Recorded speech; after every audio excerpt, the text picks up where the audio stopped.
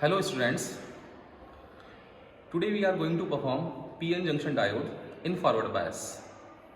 So आइए, ये PN junction diode है। इस PN जंक्शन डायोड में ये वोल्टमीटर है, ये एमीटर है।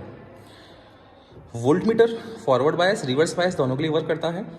अगर आपको फॉरवर्ड बायस में वर्क करना है तो आप लोग इसकी 3 वोल्ट की रेंज लेने वाले हैं। टॉगल कर लेंगे इसको हम लोग 3 वोल्ट के लिए। एंड करंट की वैल्यू जो होनी चाहिए वो 10 मिली एम्पियर होनी चाहिए। नाउ जब सर्किट कनेक्ट करते हैं हम लोग तो आपको पता है कि वोल्टमीटर जो होता है वो हमेशा पैरेलल में कनेक्ट होता है बैटरी के। So positive terminal of battery is connected with positive terminal of voltmeter.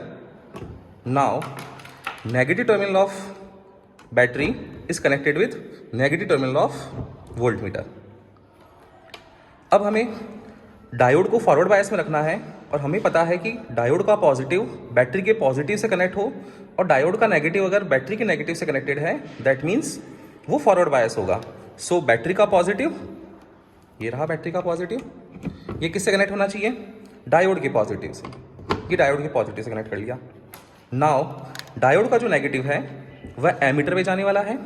तो डायोड का नेगेटिव ये एमीटर के पॉजिटिव में जाने चला गया एंड एमीटर का नेगेटिव अगेन ग्राउंड कर दिया हम लोगों ने। ओके, अब हम लोग क्या करने वाले हैं, इसकी रीडिंग लेने वाले हैं। तो जैसे ही हम लोग सर्किट को ऑन करेंगे और ऑन करते ही यहाँ पर आप लोगों को वैल्यूज लेना स्टार्ट करना है। देखना, स्टार्टिंग में वोल्टमीटर कोई भी रीडिंग शो नहीं कर रहा, एमीटर कोई भी रीडिंग शो नहीं कर रहा। ओके, जब हम स्टार्ट करते हैं तो इनिशियली कट इन वोल्टेज तक वोल्टमीटर की जब वैल्यू राइज करते हैं तो एमीटर की वैल्यू के अंदर कोई भी चेंज नहीं आता है। देखो यहाँ पर नंबर ऑफ डिविजन्स इंक्रीज हो रहे हैं वोल्टमीटर के, बट एमीटर में कोई भी जो वैल्यू है वो शो नहीं होगी आपको। लेकिन जैसे जैसे हम लोग इंक्रीज करते जाते हैं स्पीड को, देन करंट जो है वो अब सर्किट में, अब देखिए यहाँ से करंट जो है वो 1 डिवीजन शो कर रहा है इसके अंदर। करंट की जो वैल्यू है वो इसमें 1 डिवीजन शो हो गई होगी आपको। ओके, नाउ जैसे जैसे हम लोग यहाँ इंक्रीज करते जाते हैं तो ये इसकी कट इन वोल्टेज है। इस कट इन वोल्टेज से वैल्यू जो है वो इंक्रीज होती जाएगी।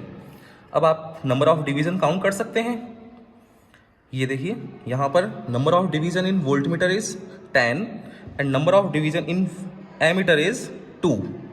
सो नंबर ऑफ डिवीजन 10 को हम मल्टीप्लाई करेंगे लीस्ट काउंट से एंड नंबर ऑफ एमीटर के डिवीजन को काउंट मल्टीप्लाई करेंगे हम लोग लीस्ट काउंट से।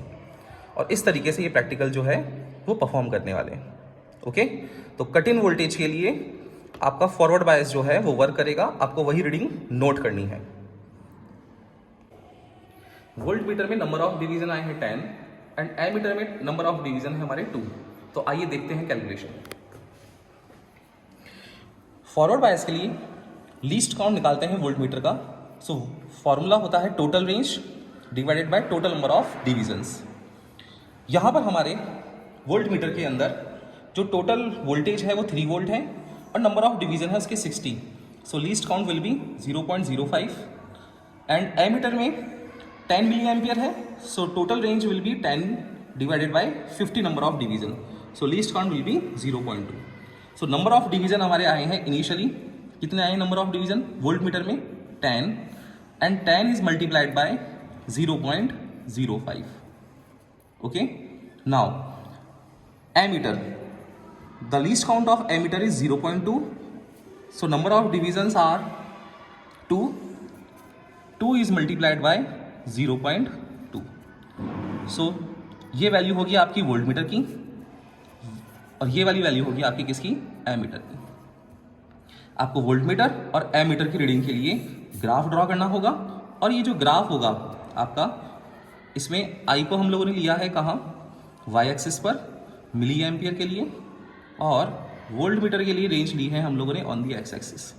सो इनिशियली कोई भी करंट फ्लो नहीं हुआ है तो करंट की वैल्यू 0 होगी। तो on the X axis Y will be 0। So graph straight जाएगा।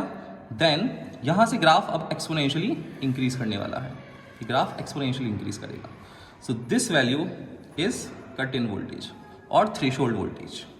Okay, clear? So thanks for watching.